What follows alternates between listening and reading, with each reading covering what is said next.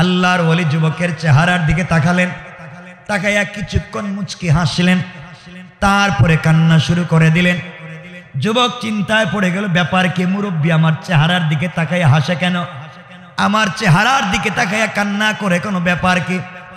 ডাক দিয়ে বলছে, মুরব্বী বলেন তো, আপনি আমার চেহারার দিকে তাকাইয়া প্রথমে হাসলেন কেন, কাঁদলেন কেন, ব্যাপার কি?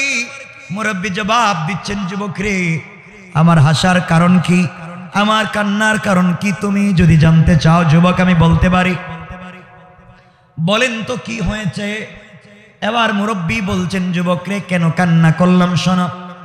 আমি তাকাইয়া দেখলাম এই দুনিয়ার জমিনে আমার এই গোটা জিন্দেগিতে যত পুরুষ মানুষকে দেখেছি, যত যুবককে আমি আজ অবধি দেখেছি, আল্লাহ তোমাকে এত সুন্দর করে তৈরি করেছেন, তোমার চেহারাকে এত সুন্দর করে বানিয়েছেন, দুনিয়ার জমিনে তোমার মতো এত সুন্দর চেহারার কোনো মানুষকে আজ পর্যন্ত দেখি না। যুবক আব্দুল্লাহ, আমি চিন্তা করে দেখলাম তোমার ভিতরে আল্লাহর তাওহীদ নাই, তোমার ভিতরে রাসূলের রিসালাত নাই। তুমি যদি এই মুহূর্তে মরে যাও, কবরে চলে গেলে তোমার সুন্দর চেহারা সুন্দর থাকবে না, সাপ বিচ্ছু তোমাকে ধ্বংস করে ফেলবে। এই জন্য আফসোস করে কাঁদলাম, এত সুন্দর চেহারার মানুষকে সাপ বিচ্ছু কবরের ভিতরে কেমনে আঘাত করবে, এই জন্য কাঁদলাম। আমার আল্লাহ কোরআনে কারীমের 30 নম্বর পারা সূরা 3 এর মধ্যখানে বলেছেন, আমার আল্লাহ বললেন, লাকাদ খালাকনাল ইনসানা ফি আহসানি তাকওয়িম। আমার আল্লাহ জানিয়ে দিয়েছেন, বন্ধুরে, দুনিয়ার জমিনে আমি আল্লাহ মানুষকে যত সুন্দর করে তৈরি করেছি, এত সুন্দর করে দুনিয়ার জমিনে আর কিছুই বানাই নাই। পড়েন সুবহানাল্লাহ, আল্লাহু আকবার বলেন। যুবক, এই জন্য তোমার চেহারার দিকে তাকিয়ে কাঁদলাম। আপনি আমার চেহারার দিকে তাকিয়ে হাসলেন কেন? আল্লাহর ওলি জবাব দিলেন, যুবকরা শোনো, এই কথা বলতে গেলে তোমাকে কয়েক মিনিট সময় নেওয়া লাগবে। মুরব্বী বলছেন বলি, যুবক বলছে বলেন। আল্লাহর ওলি বলতে লাগলেন, যুবকরে এই জন্যে হাসলাম, তোমার মতো আহাম্মক, তোমার মতো বেওকুফ আল্লাহর জমিনে আর নাই। কারণ কি জানো? আল্লাহ বলেছেন, যত বড় গুনাহগার হও, আল্লাহর কাছে হাত উঠাইয়া ক্ষমা চাইলে আল্লাহ ক্ষমা করে দিবেন। কেমনে দিবেন তোমাকে বুঝাইয়া দেই, বন্ধুগণ বুঝো। মুরব্বী বলতে লাগলেন, যুবকরে, আল্লাহ পাক যখন দুনিয়ার জমিনে আদম বানাবার ইচ্ছা করলেন, খলিফা তৈরি করবেন, প্রতিনিধি বানাবেন, এমন সময় আমার আল্লাহ ফেরেশতাদের সঙ্গে কথা বললেন। ওয়াইদ ক্বালা রাব্বুকা লিল মালাইকাতি ইন্নী জাইলুন ফিল আরদি খলিফা। আল্লাহ রাব্বুল ইজ্জত ওয়াল জালাল বললেন, ফেরেশতারা, আমি আল্লাহ দুনিয়ার জমিনে প্রতিনিধি বানাতে চাই, খলিফা বানাতে চাই, যারা দুনিয়ার জমিনে আমার প্রতিনিধিত্ব করবে। ফেরেশতারা জবাব দিয়েছে, আতাজালু ফিহা মান ইউফসিদু ফিহা ওয়া ইয়াসফিকুদ দিমা। আল্লাহ তাআলা আপনি কেমন জাতিকে বানাতে চান, যারা দুনিয়ার জমিনে যাওয়ার পরে মারামারি করবে, ফিতনা ফাসাদ করবে, এদেরকে বানায় লাভ কি? আমার আল্লাহ জবাব দিলেন, ক্বালা ইন্নী আ'লামু মা লা তা'লামুন। ফেরেশতারা যখন জবাব দিয়েছিল, ওয়া নাহনু নুসাব্বিহু বিহামদিকা ওয়া নুকদ্দিসু লাক, আল্লাহ আমাদেরকে কেন বানান না? আমরা তো 24টা ঘন্টা তোমার ইবাদত করি। আল্লাহ জবাব দিলেন, ফেরেশতারা, মানুষকে আমি কেন প্রতিনিধি বানাতে চাই, একমাত্র আমি আল্লাহ জানি, পৃথিবীর কেউ জানে না। পড়েন সুবহানাল্লাহ। আজ ওয়াক আব্দুল্লাহ, আমার আল্লাহ ফেরেশতাদেরকে বললেন, শোনো, গোটা দুনিয়ার জমিনে মাটির রস চিপে খাই বানাইয়া, খামির বানাইয়া আদমের একটা অবয়ব, আদমের একটা কঙ্কাল তৈরি করো। ও যুবক আব্দুল্লাহ, সমস্ত ফেরেশতারা মিলে আদমের একটা অবয়ব তৈরি করলেন, কঙ্কাল তৈরি করলেন, আল্লাহর সামনে দাঁড় করে বলছেন, আল্লাহ কেমন হলো? আল্লাহ বলছেন, ফেরেশতারা, যেই গোলাম দুনিয়ার জমিনে যাওয়ার পরে আমি আল্লাহকে দেখবে না, যেই গোলামের সন্তানেরা দুনিয়ার জমিনে যাওয়ার পরে আমি আল্লাহকে দেখবে না, এরপরে আমার দিনকে জিন্দা করবার আন্দোলন করবে, আমার দিনের জন্য কষ্ট করবে, আমাকে না দেখে আমার কুদরতের পায়ে সিজদা দিবে, তোমরা যেইভাবে তৈরি করেছো আমি আল্লাহর কাছে পছন্দ হয় নাই, যাও রে আবার কিছু মাটি নিয়ে আসো, এখন আমি আল্লাহ আমার কুদরতের হাত মোবারক লাগাইয়া দুনিয়ার জমিনে সর্বপ্রথম আদম বানাতে চাই। যুবক আব্দুল্লাহ, এমন সময় সর্বপ্রথম আমার আল্লাহ আদমের কপাল তৈরি করলেন, আদমের গাল, আদমের ঠোঁট, আদমের কণ্ঠনালী আমার আল্লাহ তৈরি করে ফেরেশতাদের দিকে তাকাইয়া বললেন, কেমন হলো? ফেরেশতারা জবাব দিয়েছে, আল্লাহ তাআলা দুনিয়ার জমিনে আপনি যা কিছু সৃষ্টি করেছেন আদমের মতো এত সুন্দর চেহারা এই জীবনে কোনোদিন দেখি না। আমার আল্লাহ জবাব দিলেন, ফেরেশতারা আদমের সন্তানদের কেমন সুন্দর করে তৈরি করব, ওরা জমিনে প্রতিনিধি করবে। ফেরেশতারা জবাব দিচ্ছেন, আল্লাহ তাআলা দুনিয়ার জমিনে আপনি কত কিছু বানালেন, কোন তো ফায়াকুন বললেই তৈরি হয়ে যায়, আদমকে কেন নিজের হাত দিয়ে বানাতে গেলেন?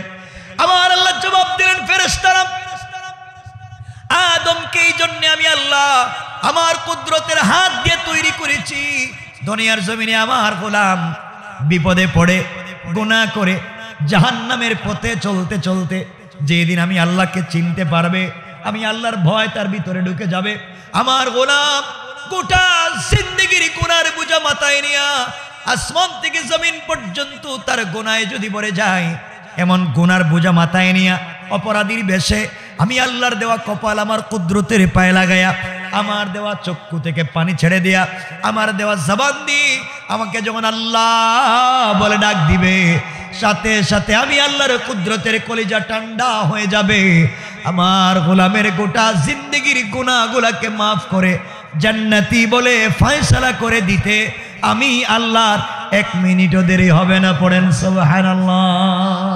এই কথা আমার আল্লাহ কোরআনে কারীমের 19 নম্বর পারা 25 নম্বর সূরা আল ফুরকানের 65 নম্বর আয়াত থেকে আমার আল্লাহ বললেন, ওয়াল্লাযীনা ইয়াকুলুনা রব্বানা সরিফ আন্না আযাবা জাহান্নাম ইন্না আযাবাহা কানা গরামা।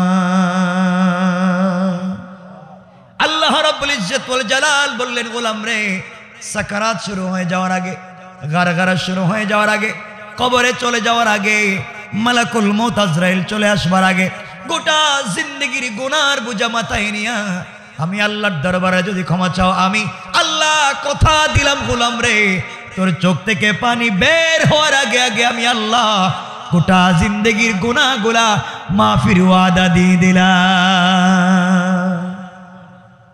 ও যুবক, এই জন্য তোমার চেহারার দিকে তাকাইয়া আমি হাসতেছি, তোমার মতো বোকা আর পৃথিবীতে নাই। আল্লাহ বলছেন, যত বড় গুনাহগার হও আল্লাহ মাফ করে দিবেন। আর তুমি তো মাত্র জাদুবিদ্যা শিক্ষা করে আসছো, আর তো কিছু করো নাই। আমার মন বলতেছে, তুমি যদি এই মুহূর্তে জাদুবিদ্যা বাদ দিয়া আর একটা বার কালিমা পড়ে ঈমান আনো, আমার বিশ্বাস আল্লাহ যে তোমার জিন্দেগির গুনাহ মাফ করে দিবেন তা না, তোমাকে বিশ্ববিখ্যাত বুজুর্গ ওলি বানাইয়া দিবেন। আল্লাহু আকবার বললেন। আল্লাহ, আপনাদের কষ্ট হচ্ছে? আপনাদের অসুবিধা হলে আমি লম্বা করবো না। আমার বন্ধুগণ, মুরব্বী বলছেন, যুবক, এজন্য আমি হাসলাম, তুমি তো আহাম্মক আর বেওকুফ, মাত্র জাদুবিদ্যা শিখছো, আর কি করছো? তওবা করো, মাফ করে দিবেন। আর আরেকটা কথা, মাফ তো করবেনি, বুজুর্গ ওলি তো বানাবেনি। আর কালিমা যদি পড়ো, জবানে এমন স্বাদ পাইবা, কলিজায় এমন শান্তি পাইবা, আসমান জমিনের মালিক হইলেও এমন শান্তি পাইবা না।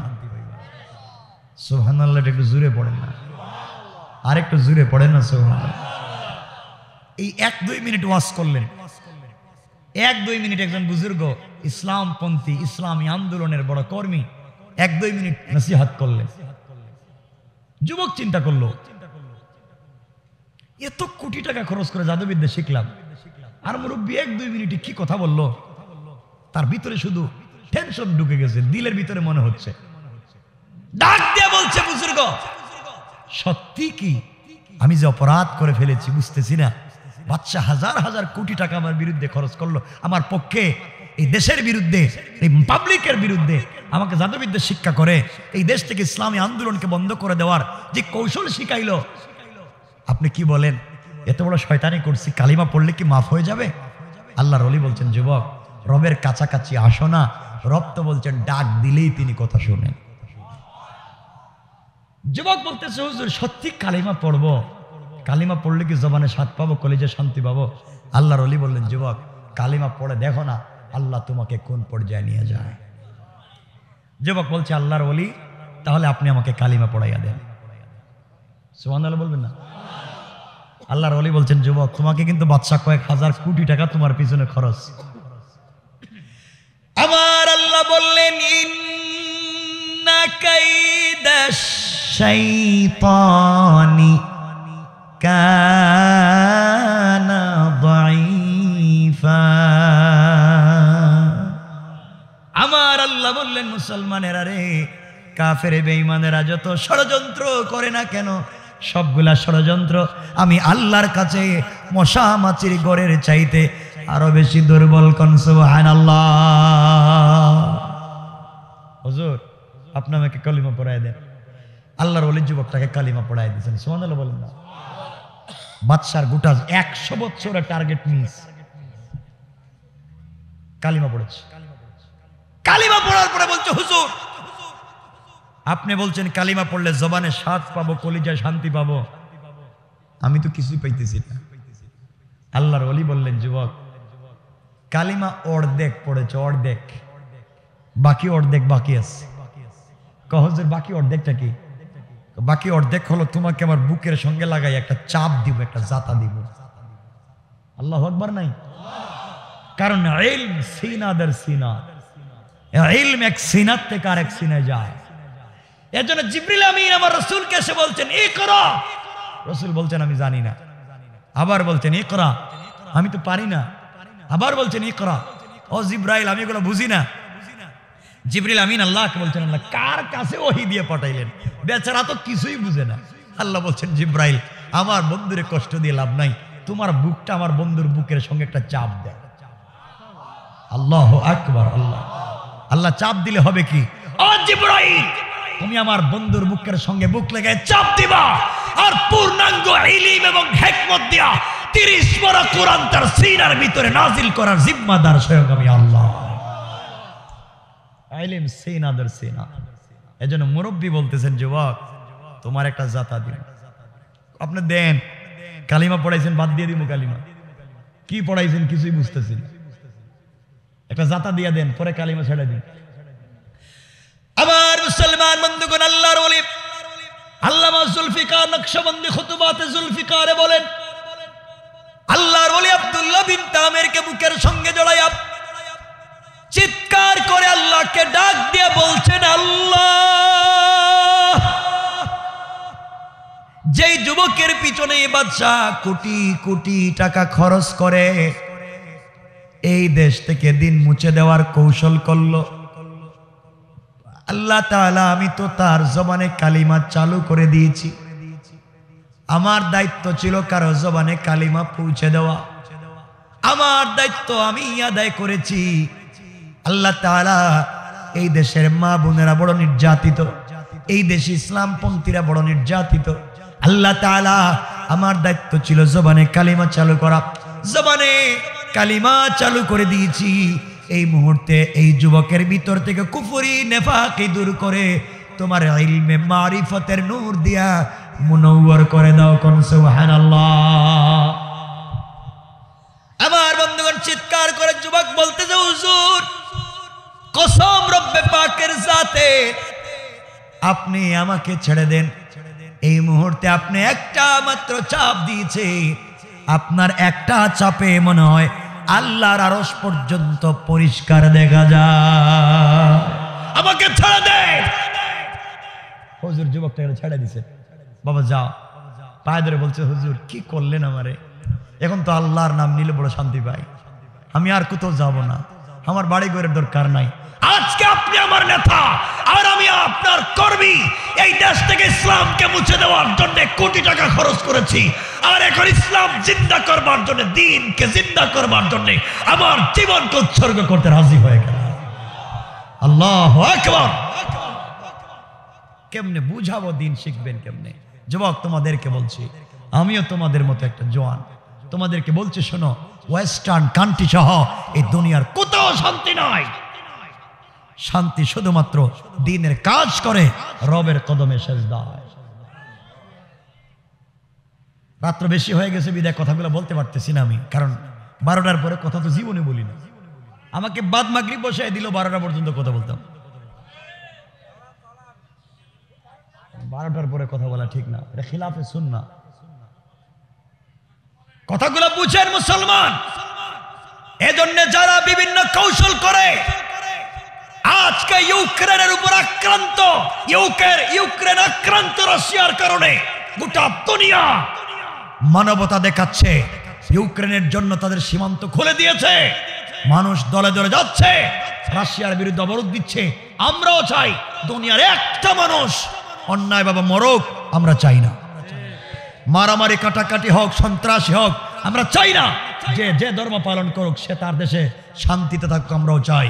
কিন্তু আজকে বলতে চাই, বিগত 50 বছর ইউরোপ আমেরিকার তার নেটো বাহিনী মধ্যপ্রাচ্যে, আফগানিস্তানে, ইরাকে, চেচনিয়ায়, ইয়েমেনে, সিরিয়ায় লক্ষ লক্ষ মুসলমানদের কলিজা থেকে রক্ত জড়িয়েছে, বোমা মেরে মসজিদ ভেঙে দিয়েছে। কোনো মানবতা ছিল না, ঠিক কিনা বলে? এই সমস্ত মানবতা কোথায়? আমার বন্ধুগণ, যুবক এক পর্যায়ে বলছে, হুজুর এখন কি বললেন আপনি, কি যে স্বাদ, এই যে আল্লাহর জন্য শান্তি পাই, এই আল্লাহর জন্য জীবনও দিতে চাই। যুবক বললেন, বাবা, মুরব্বী বলছেন, বাবা তুমি একজন কর্মী আর আমি এক নেতা, এছাড়া এই দেশে আর কেউ নাই, তুমি আর আমি শুরু করি। কিন্তু বাবা ধরা খাওয়ার চেষ্টা করো না, হিকমতে দিনের দাওয়াত দাও। হুজুর আমি যাচ্ছি বাড়িতে, বাড়ি থেকে বিদায় নিয়ে আসতেছি, ইনশাআল্লাহ আমি আপনার সাথে আছি। নতুন মাত্র কালিমা বলছে, নতুন কর্মী হয়েছে, জুস একটু কম না বেশি? কম কয় তো বেশি থাকার কথা, কম না বেশি? নতুন ধনী হইলে কি জুস কম থাকে না বেশি থাকে? বেশি থাকে। বেচারা নতুন ইসলাম নিচ্ছে, এটা জুস একটু বেশি। বাড়িতে যাচ্ছে, বাড়িতে যাওয়ার পথে রাস্তায় গিয়েছে তারিখে ইবনে জারির তাবারি, কিতাবের নাম মনে রাখবেন, তারিখে ইবনে জারির তাবারিতে লিখে, যুবক বাড়িতে যাওয়ার পথে রাস্তায় গিয়ে দেখে রাস্তার দুই পার্শ্বে শত শত মানুষ দাঁড়িয়ে আছে। দুই রওয়ায়াত, কেউ বলেছেন অজগর সাপ আর কেউ বলেছেন বাঘ। আমরা ব্যাখ্যা দিব বাঘের, কারণ এটা অধিকাংশ রওয়ায়াতে পাওয়া যায়। যুবক দেখে শত শত মানুষ রাস্তার দুই পার্শ্বে দাঁড়ায় আছে, রাস্তার মধ্যখানে বিশাল বড় একটা বাঘ পাবলিকের দিকে হাত করে তাকাই আছে, খায় ফেলাইব।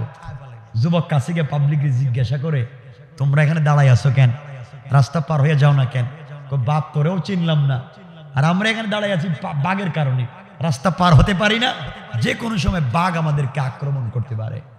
যুবক বলল,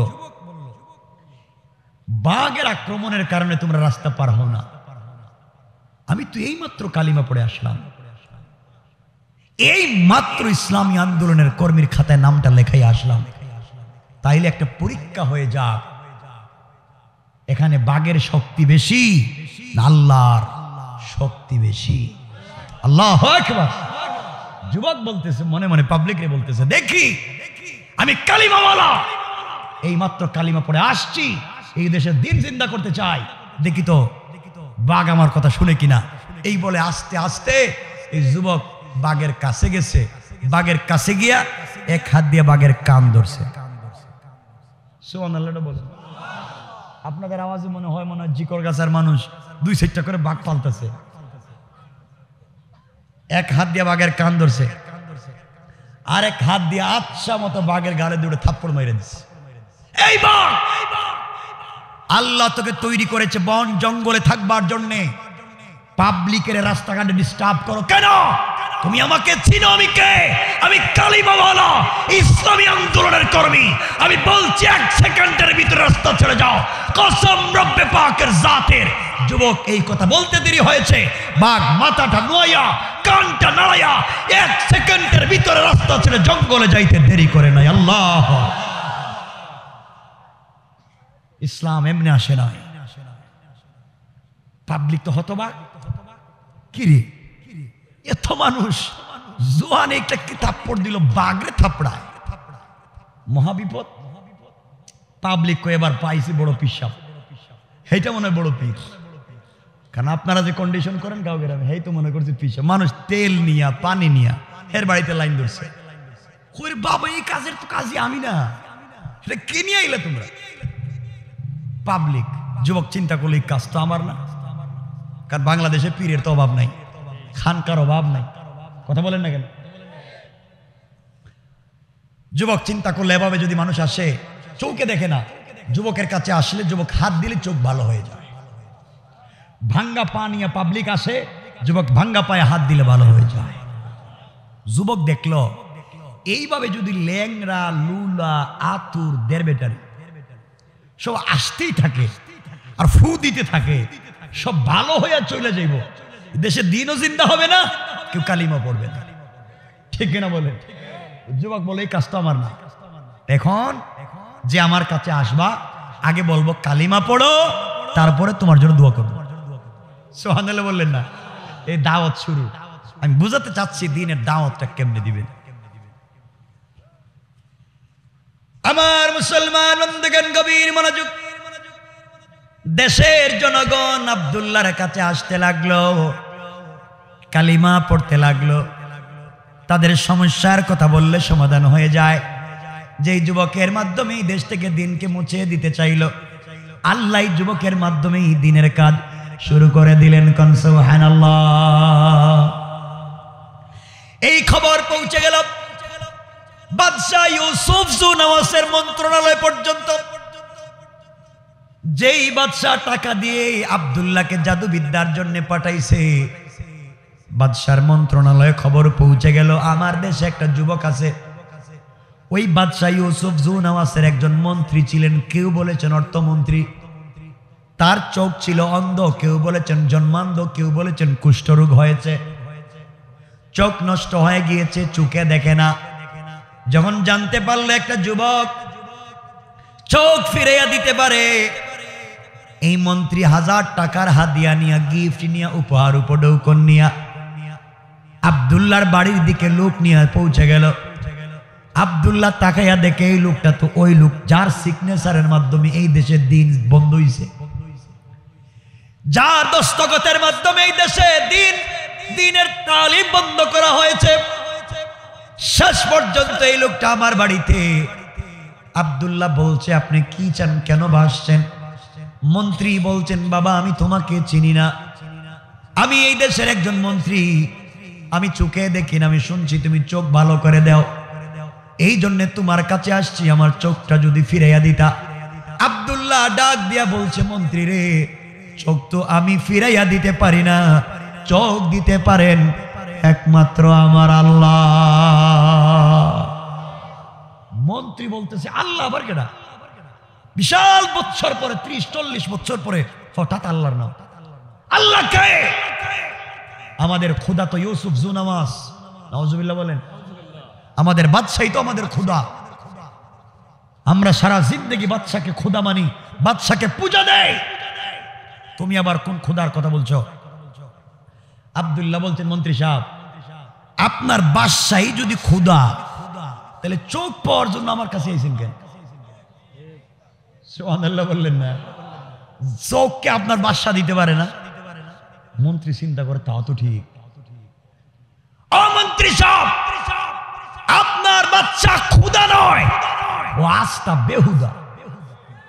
ঠিক কিনা বলে? আমাদের দেশেও যারা ক্ষমতা পেয়ে নিজেকে বহুত ক্ষমতাবান দেখায়, আল্লাহ যদি থাপড়াইতে থাপড়াইতে ক্ষমতা নিয়ে নেয়, কুত্তার মতো রাস্তায় পড়ে থাকবে, জানাজা পড়াবার লোক পাওয়া যাবে না।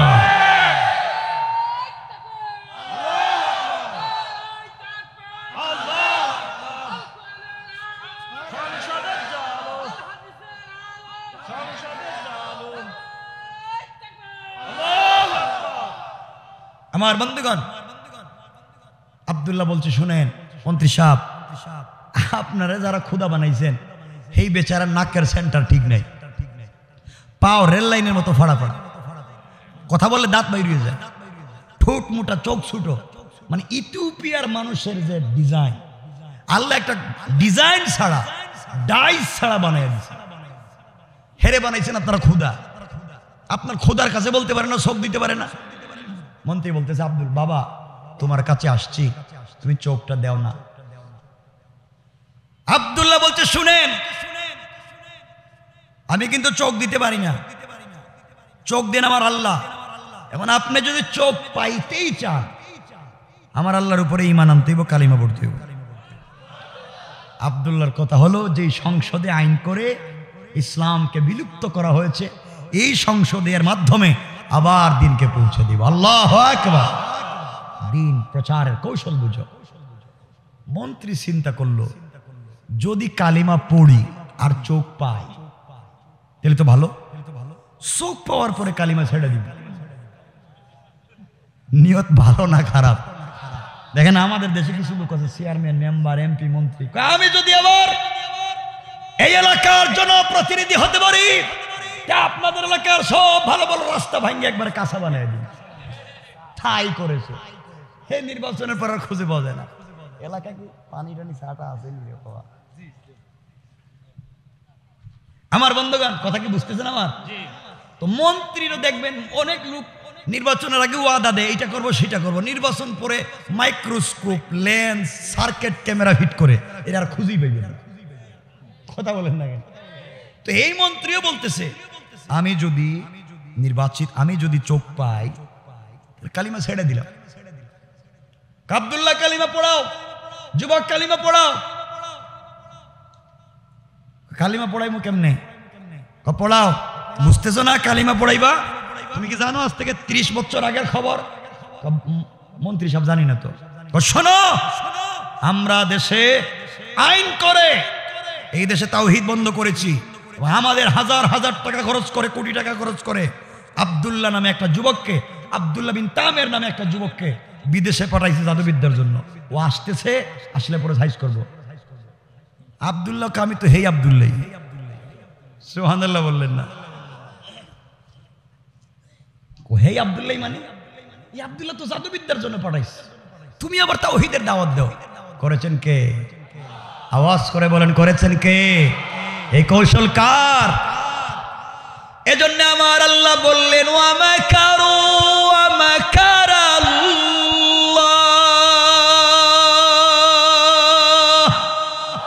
ওয়াল্লাহু খায়রুল মাকিরিন।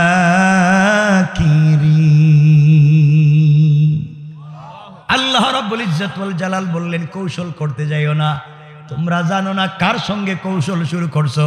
তোমরা যে জিনিস দিয়া দিন মুছে দিতে চাইলা, আমি ওই দিন জিনিস দিয়া দিন জিন্দা করতে চাইলাম, পারলে ঠেকাও। ঠিক কিনা বলেন?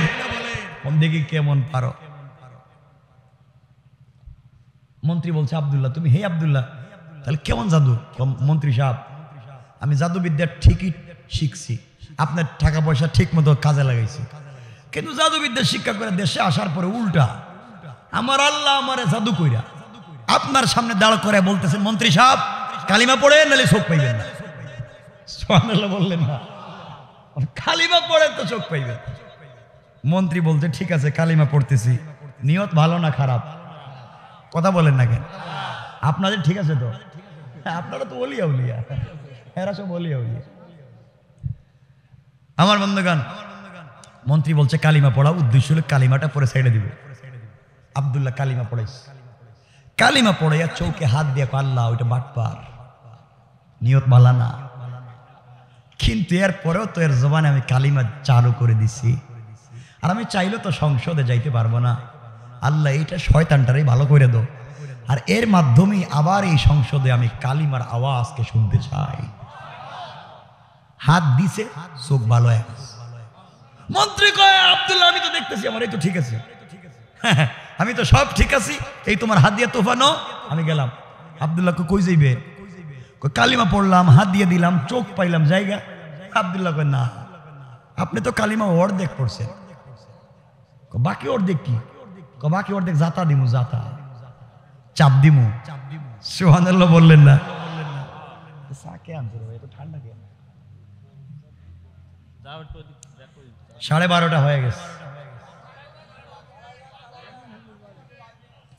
এত রাত্রে কথা বলা কিন্তু খুব খারাপ।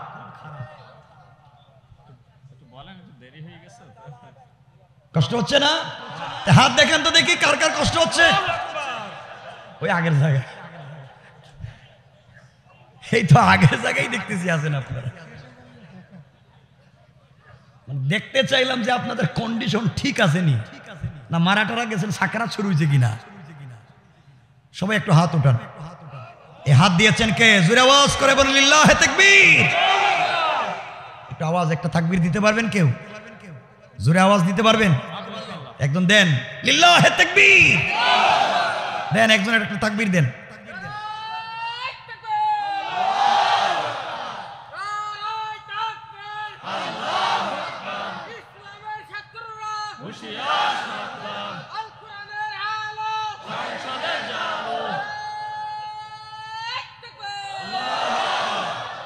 আমার বন্ধুগণ, ইসলামের স্পিরিটটা আপনাদের ভিতরে রাখবেন না, এটা মা বোনদেরকেও দিবেন। আমাকে ভাইরা বলছিল এই বিষয়ে কিছু কথা বলতে, কিন্তু বাস্তব একটা বিষয়ের উপরে করে, যেহেতু তাফসির মাহফিল, এই যে যেটা বলছি এটার উপরে কথা বলতেছি। কয়েকটা 7টা আয়াত পড়ছি, কিন্তু কথা বলতেছি একটা শব্দের উপরে। আমি শত কতিলা আসহাবুল উখদুদ, ওখানে কথা বলতেছি, বাকি সব রাইকা দিছি আমি, কারণ সময়ে আমি দেখতেছি ঘড়ি তাকাচ্ছি, আমার কাবার দিচ্ছে। শত কতিলা আসহাবুল উখদুদ, ওখানে কথা বলতেছি। কেন আসহাবে উখদুদ? যারা গর্ত খনন করেছে তারা ধ্বংস। এই গর্ত খনন করলো কারা? এই কারা করলো? এদের ওয়াজ করতেছি এতক্ষণে। আমার মুসলমান বন্ধুগণ, গভীর মনোযোগ। আব্দুল্লাহ বিন তামের মন্ত্রীকে জড়াইয়া কপালে চুম্বন করে আসমানের দিকে তাকাই আল্লাহকে ডাক দিয়া বলছে, আল্লাহ তাআলা, এই দেশের ভিতরে কালিমার দাওয়াত কেউ দিতে পারে না, যার দস্তখতের সিগনেচারের মাধ্যমে এই দেশের দিন বন্ধ হলো। আল্লাহ তাআলা, আমি তো তার জবানে কালিমা চালু করে দিয়েছি, তুমি তো হিকমতওয়ালা, তুমি চাইলে এর ভিতর থেকে কুফরি নেফাকি দূর করে তোমার পরিচয়টা তার ভিতরে পৌঁছে দিতে পারো, এর মাধ্যমে সংসদে আবার কালিমার আওয়াজ পৌঁছে যাবে। এই বলে চোখের পানি ছেড়ে বুকের সঙ্গে জড়াইয়া ধরেছে। মন্ত্রী ডাক দিয়া বলছে, ও আব্দুল্লাহ, আমাকে ছেড়ে দে। আল্লাহ পাকের জাতের কসম করে বলছি, আমার মনে হইতেছে এই মুহূর্তে আমি জান্নাতুল ফিরদাউসের মেশকে আম্বরের গ্রান পাই। আমারে ছেড়ে দে। আব্দুল্লাহ ছেড়ে দিস। মন্ত্রী, এবার আপনি যাইতে পারেন, যান গা। আব্দুল্লাহ, আর আমার কোথাও যাওয়ার দরকার নেই। কি বললে আর কি বললে? আমি তো এখন স্বাদ পাই, এখন মরে গেলেও শান্তি পাই না। আমিও তোর কর্মী, আমিও এই দেশের দিন জিন্দা করতে চাই। সুবহানাল্লাহ বললেন না? কয়জন হইছে? বড় বড় কয়জন হইছে? একজন মুরব্বী, একজন আব্দুল্লাহ, আর একজন মন্ত্রী। কয়জন হইছে? 3 জন, 3 জায়গা। আল্লাহু আকবার বলেন না? কে করেছেন? মন্ত্রী সাহেবকে আব্দুল্লাহ বলছে, শুনেন, আপনি মন্ত্রী মানুষ, কিছু বুঝেন না, আপনি কিন্তু যান গা। কয় আমি যাইতাম না, এখানেই থাকি। আব্দুল্লাহ বলছে, আপনার অধিবেশন কোন দিন? সংসদ? আগামীকালকে। তাড়াতাড়ি যান, এখানে গিয়ে আপনি একটু কালিমার আওয়াজটা দেন।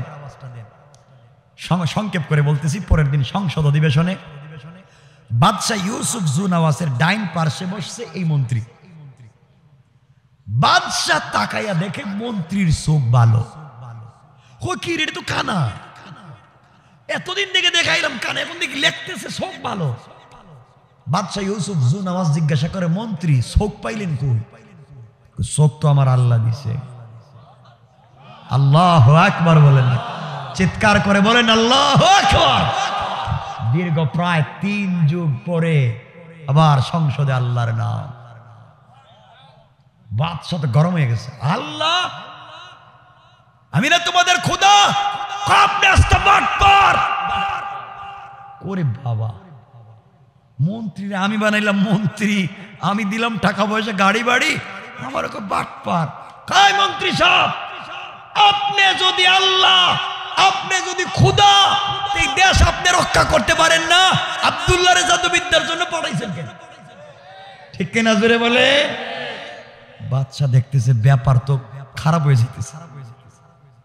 কয় মন্ত্রী সাহেব শুনেন, যেখানেই আপনি কালিমা পড়েন থাইমা যান। কয়েকদিনের ভিতরে আব্দুল্লাহ আসতেছে জাদুবিদ্যা শিক্ষা কইরা। আব্দুল্লাহ আসলে কিন্তু পিটিয়ে সাইজ করব। মন্ত্রী কয়, ও বাদশা, হে আব্দুল্লাহই তো কালিমা পড়েছে। সুবহানাল্লাহ বললেন না? আমার আল্লাহ বললেন, ইন্না কাইদাশ শাইতানি কানা দাঈফা। আমার আল্লাহ বলে দিলেন, গোলাম রে, কাফের বেঈমানেরা দিন মুছে দেওয়ার যে কৌশল করে, এই কৌশলগুলো আমি আল্লাহর কাছে মশা মাছির ঘরের চাইতে আরো বেশি দুর্বল। কোন সুবহানাল্লাহ। এবার বাদশা ইউসুফ জুনাওয়াজ মন্ত্রীকে জেলের ভিতরে আটকায়া রাখলো, আর বলতেছে, মন্ত্রী সাহেব কালিমা ছেড়ে দেন।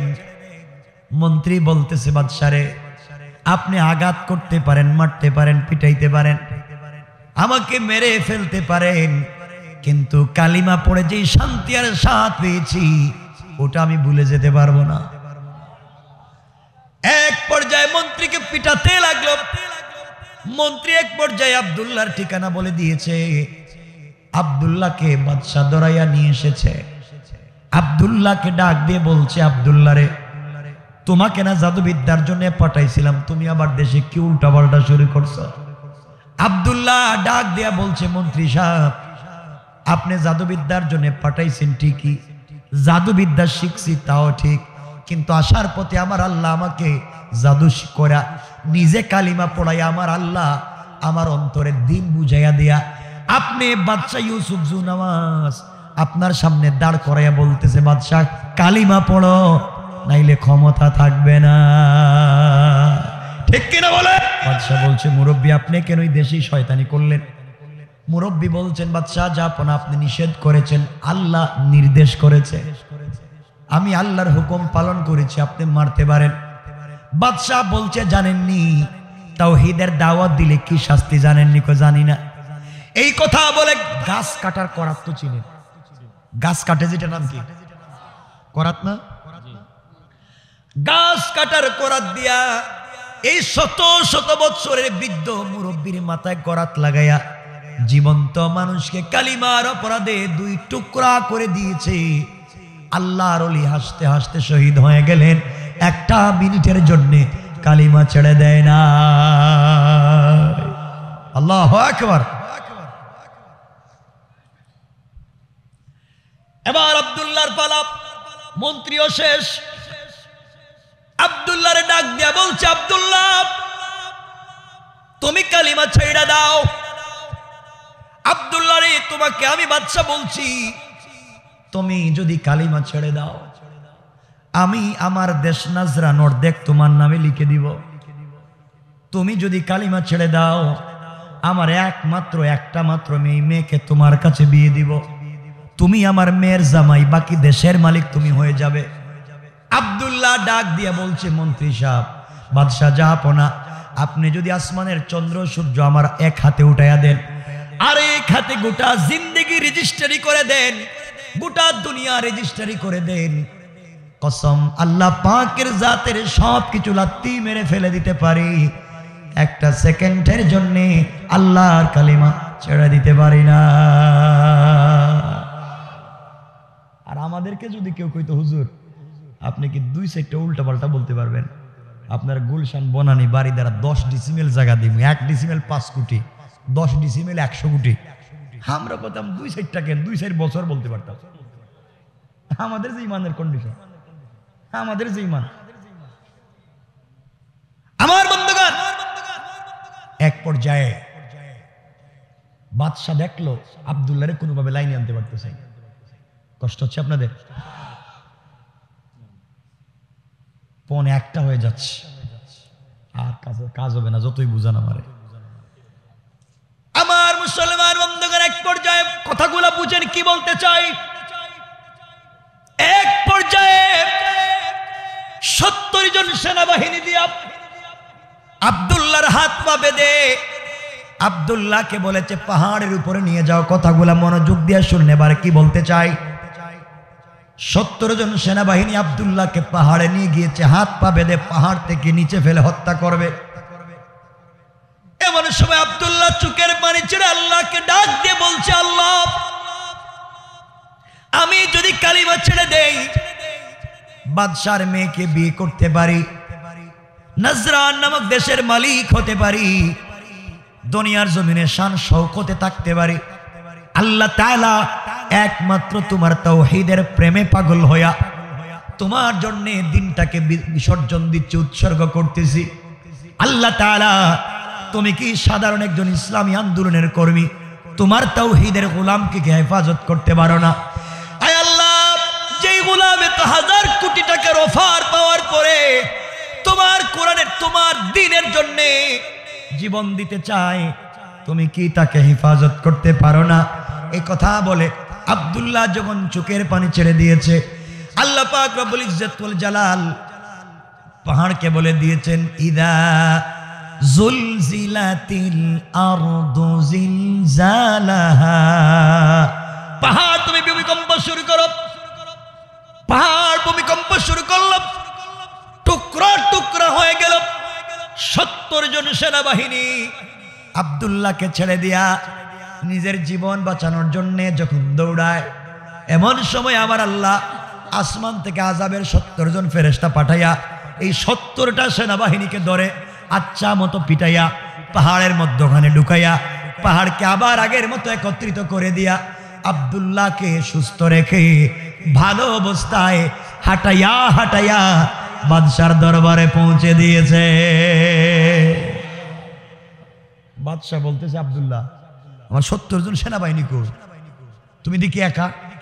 আব্দুল্লাহ বলতেছে, হেরা দেখছি পাহাড়ের উপরে, আল্লাহুম্মা বিসমিকা আমুতু আহিয়া, কয় ঘুমায় গেছে। ঘুমায় গেছে মানে হেরা তো শেষ, হেরার খুঁজে ভাই বিলকুল। বাদশার কি মাথা ঠান্ডা হয়েছে আর গরম হয়েছে? আরো 70 জন সেনাবাহিনী দিয়ে বলতে, যাও সাগরে নিয়ে যাও, পানির মধ্যে ডুবাইয়া নদীর মধ্যখানে ছেড়ে দিও। আমার বন্ধুগণ, 70 জন সেনাবাহিনী আব্দুল্লাহকে নিয়ে সাগরে গিয়েছে। সাগরের মধ্যখানে গিয়ে হাত পা বেঁধে ছেড়ে দিবে। আব্দুল্লাহ আল্লাহকে ডাক দিয়ে বলছে, আল্লাহ তাআলা, তোমার সঙ্গে আমি কিছু কথা বলতে চাই। এত নির্যাতন শুধু তোমার তাওহীদের জন্যে, এত নির্যাতন শুধু তোমার জন্যে। আল্লাহ তাআলা, এখন যদি তুমি আমাকে সাগরে না বাঁচাও, কাফেররা বলবে আমার আল্লাহর ক্ষমতা পাহাড়ে চলে, সাগরে চলে না। আল্লাহ তোমার ক্ষমতা নিয়ে টিটকারি করবে। তুমি যদি এখন আমাকে সাগরে বাঁচাইয়া দাও, আমি কথা দিলাম গোটা নাজরানের সকল জনগণের কানে কানে তোমার তাওহীদের দাওয়াত পৌঁছাইয়া দেওয়ার ওয়াদা দিলাম। আল্লাহ জোশে উঠে গেলেন, সাগর উত্তাল হয়ে গেল, নৌকা ভেঙে টুকরা টুকরা হয়ে গেল। 70 জন সেনাবাহিনী আব্দুল্লাহকে ছেড়ে দিয়া নিজের জীবন বাঁচানোর জন্য যখন দৌড়ায়, আল্লাহ পাক রব্বুল ইজ্জত ওয়াল জালাল আসমান থেকে আযাবের 70টা ফেরেশতা পাঠায়া এই 70টা সেনাবাহিনীকে দইরা ফেরাউনের মতো, নমরুদের মতো আচ্ছা মতো পিটাইয়া, আমার বন্ধুগণ ফেরাউনের মতো কাদামাটি খাওয়াইয়া নদীর মধ্যখানে ছেড়ে দিয়া আব্দুল্লাহ বিন তামিরকে সুস্থ রেখে ভালো রেখে পানির উপর দিয়া হাঁটাইয়া হাঁটাইয়া, আব্দুল্লাহর পায়ের জুতার নিচেও পানি লাগায় নাই, পানির উপর দিয়ে হাঁটাইয়া হাঁটাইয়া বাদশার দরবারে পৌঁছে দিয়েছে। কোরআনের পক্ষে থাকো, রব সব তোমার গোলাম বানাইয়া দিবে। আমার বন্ধুগণ, বাদশা বলছে, আব্দুল্লাহ আমার সেনাবাহিনী কই কই? হেরা দেখতেছি গোসল করে। মানে কি কহেরা নাই। আব্দুল্লাহর কাছে বাদশা বলছে, আব্দুল্লাহ রে, প্রতিদিন যদি 70 জন করে যায় তাহলে মাস পরে তো দেখবো সেনাবাহিনী নাই। কথা বলেন না কেন? আব্দুল্লাহ তুমি নিজেই বলো তোমারে কেমনে মারা যায়? আমার বন্ধুগণ, আব্দুল্লাহকে কেমনে মারা যায়?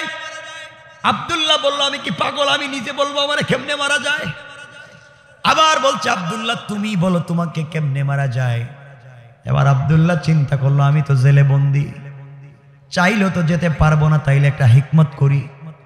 আমি মরে যেতে পারি, আমি চলে যেতে পারি, আমার রক্ত জমিনে পড়ে যেতে পারে, আমি মাজলুম হয়ে চলে যাব। জালেমের কারণে মাজলুমের রক্ত যদি জমিনে পড়ে যায়, আমার বিশ্বাস আমার রক্ত থেকে এই দেশে দিন জিন্দা হয়ে যাবে।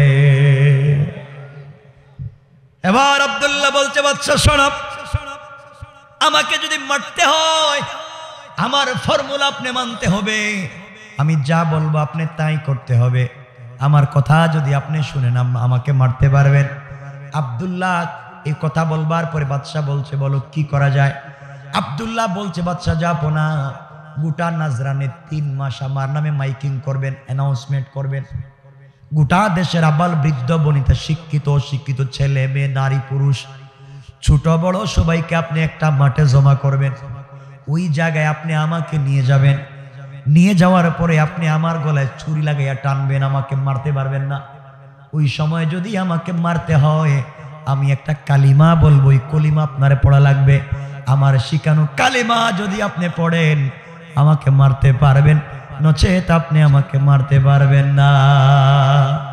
আব্দুল্লাহর কথা হলো, বাচ্চারে আমি মরে যেতে পারি, মরার আগে তোর জবানে হলেও আল্লাহর নাম চালু করে দিতে চাই। আল্লাহু আকবার। কেমনে দিন জিন্দা হয়? একটা হয়ে যাইতেছে। কেউ আসেনি এখানে ভাই? আমার নিয়ে আইছে, আমি রাইখে দিই এখানে, এখানে রাইখে দিই। আরে একটা হয়ে যাইতেছে, আপনারা কিছু বুঝেন না? বিশাল লম্বা হয়ে যাচ্ছে বিষয়, অনেক অনেক লম্বা, আমি শেষ করতে পারবো। এখন কি কালে কি বলেন? 1-2 মিনিট রেখে দিব। আমিও চাই, আমি তো 1 ঘন্টার পরে কথাই বলতে চাই না। কষ্ট হচ্ছে?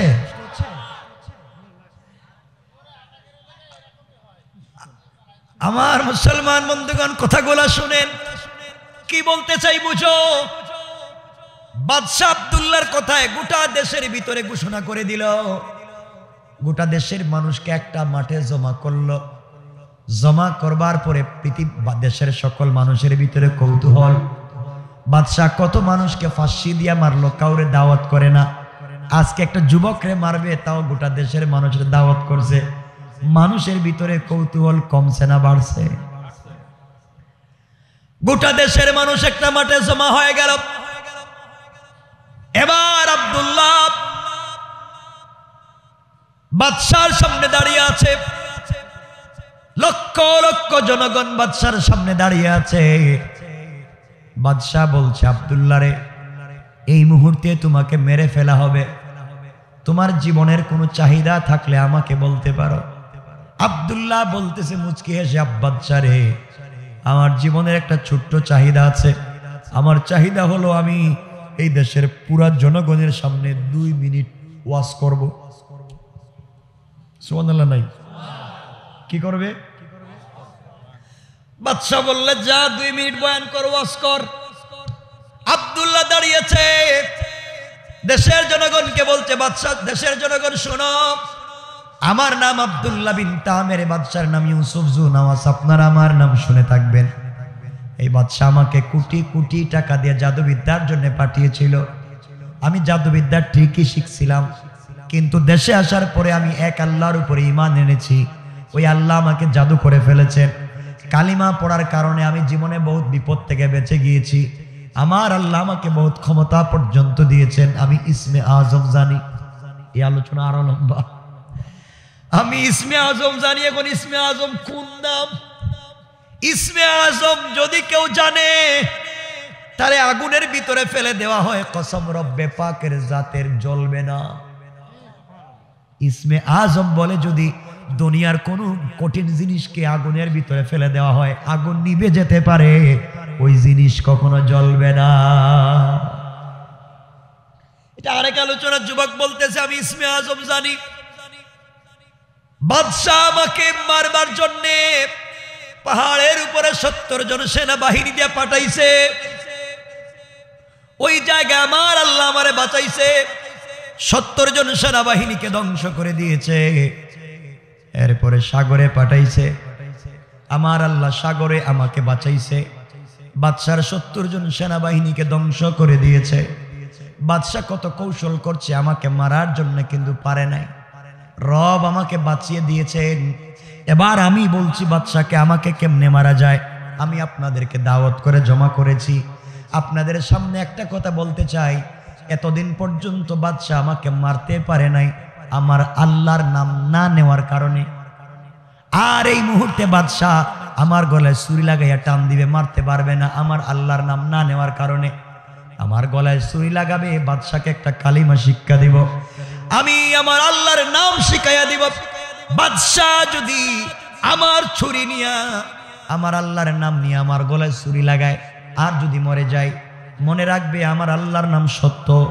আর যদি আমার আল্লাহর নাম নিয়ে গলায় ছুরি লাগানোর পরেও দেখো আমি মরি না, মনে রাখবে আমার আল্লাহর নাম মিথ্যা, বাদশার নাম সত্য। এই সত্য মিথ্যা বিচার তোমাদের কাছে দিলাম, তোমাদেরকে আমি দ্বীনের দাওয়াত একসাথে দিয়ে দিলাম, সত্য মিথ্যার বিচার দিলাম। যদি আমার আল্লাহর নাম নেওয়ার কারণে আমি মরে যাই, মনে করবে রব সত্য। আল্লাহর নাম নেওয়ার পরে যদি না মরি, মনে করবে আল্লাহর নাম মিথ্যা। এই বলে ওয়াজ শেষ করে দিল। বাদশা বলছে, আব্দুল্লাহ তৈরি হয়ে যাও। আব্দুল্লাহ ডাক দিয়া বলছে, বাদশা আমি যখন সেজদার মধ্যে গিয়ে পড়ব সুবহানা রাব্বিয়াল আলা, ওই সময় তুমি আমার গলায় ছুরি লাগাইয়া দিবা, কিন্তু তুমি আমাকে মারতে পারবা না। ওই সময় যদি তুমি মারতে হয়, আমি একটা কালিমা বলবো, কালিমা পড়া লাগবে। দেশের লক্ষ কোটি গুণ জনতা দেখতেছে, সবাই দেখতেছে, হারে কি হয়ে যায়। হঠাৎ যুবকের গলার মধ্যে ছুরি লাগাইয়া দিয়েছে। বাদশাহ বলছে, আব্দুল্লাহ আমি কি বলবো? আব্দুল্লাহ বলছে, আপনি পড়েন বিসমিল্লাহি রব্বিল গোলাম। এই গোলামের সত্য রবের নামে গলায় ছুরি লাগাইয়া দিলাম। গোলামের রব যদি সত্য হয়, আব্দুল্লাহ মরে যাবে। গোলামের রব যদি মিথ্যা হয়, আব্দুল্লাহ মরে যাবে না। এই বলে আব্দুল্লাহর গলায় ছুরি লাগাইয়া যখন টান দিয়েছে, টান দিতে দেরি হয়েছে, সাথে সাথে আব্দুল্লাহ ইন্তেকাল করেছে, শহীদ হয়ে গিয়েছে, শরীর থেকে মাথা আলাদা হয়ে গিয়েছে। বাদশাহ নাচানাচি শুরু করে দিয়া, হারে শেষ, মন্ত্রীও নাই, মুরব্বীও নাই, আব্দুল্লাহও নাই।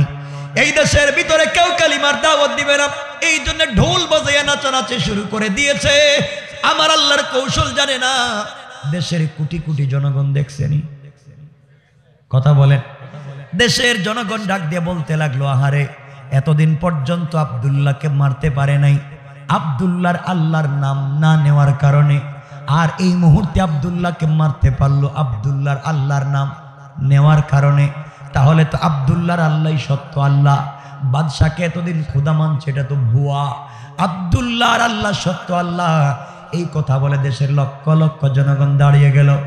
আর ডাক দিয়া বলছেন, নজরানের বাচ্চা ইউসুফ জুনওয়াজ, তোমাকে সামনে রেখে আমরা দেশের লক্ষ লক্ষ জনগণ তোমার সামনে রেখে বলতে চাই, আব্দুল্লাহ বিন তামেরের মতো মুসলিমের রক্ত থেকে আমরা দাঁড়াইয়া গেলাম, তোমাকে জানাইয়া দিলাম এতদিন পর্যন্ত তোমাকে আল্লাহ মেনেছি, আসলে তুমি বুয়া। আজকে থেকে বুঝতে পারলাম আব্দুল্লাহর আল্লাহ সত্য আল্লাহ। সাথে সাথে লক্ষ লক্ষ জনগণ দাঁড়াইয়া কালিমা পড়ে মুসলমান হয়ে যায়। আল্লাহু আকবার। বাদশা চিন্তা করে, ব্যাপার কি, এত মানুষ হঠাৎ কালিমা পড়ে মুসলমান হয়ে গেল, এখন কমছে না বাড়ছে? এইবার বাদশা যখন অবস্থা বেগতিক দেখল, গরম হয়ে গেল। এবার বড় বড় গর্ত খনন করা শুরু করেছে, বিশাল বিশাল গর্ত। এই গর্ত খনন করে যারা কালিমা পড়েছে তাদেরকে গর্তে ফালাইয়া আগুন জ্বালাইয়া হত্যা করতে চায়। এই কথাটা আমার আল্লাহ কসম করে 3 বার এই কথা বলতে চাইলেন। কুতিলা আসহাবুল উখদুদ। যারা গর্ত খনন করেছে তারা কেমনে ধ্বংস হইল? মুসলমানদেরকে ধ্বংস করতে পারলো কিনা? যেই মুসলমানদেরকে আগুনের ভিতরে ফেলতে চাইল, মুসলমানরা কি আগুনে জ্বললো না কুত্তেকে একটা বাতাস আসলো, এই বাতাসে কারা মরে গেল? বাদশার কি হলো? দেশে কেমনে দিন জিন্দা কায়েম হলো? দেশের জনগণের কি অবস্থা হলো? আগুন কেমনে নিবলো? এটা আরো লম্বা, এখানে রেখে দিলাম, আর সামনের দিকে যেতে চাই না। একটা জায়গায় আসছি, এখানে থাকুক। এখন আগুন জ্বালাইছে বাচ্চাদেরকে মারার জন্য, মারতে পারবে কিনা? কেমনে মারবে? কেমনে দিন জিন্দা হবে? বাদশার কি হবে? পাবলিকের কি হবে? এগুলো আরো লম্বা। এতটুকুন বুঝে এক কথাই বলতে চাই, আল্লাহ কসম করে 3 বার বলছেন, বুঝো যারা গর্ত খনন করেছে, যারা পরীক্ষা খনন করেছে ইসলাম পন্থীদেরকে মারবার জন্য, একটা ইসলাম পন্থীকে মারতে পারবে না, কারণ যারাই গর্ত খোঁড়ে তারাই সেই গর্তে পড়ে। ঠিক কেনা জোরে বলেন? এটাই মূল বিষয়। কথা এখানে রেখে দিলাম। আমার জন্য দোয়া চাই, আপনাদের জন্য দিল থেকে দোয়া থাকলো।